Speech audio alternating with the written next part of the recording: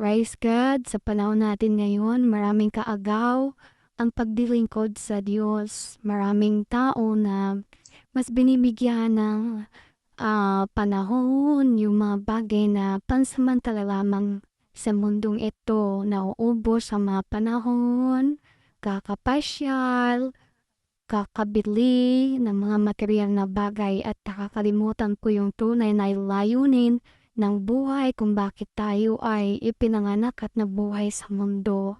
Kaya po nakakalungkot, subalit ang tao po ang pipili kung ano yung patutunguhan, malawak na daan, kung makipot na daan. Nawa po matukyan ng mga tao yung tamang daan, yung daan ng kaligtasan na handog ng Panginoong Jesucristo.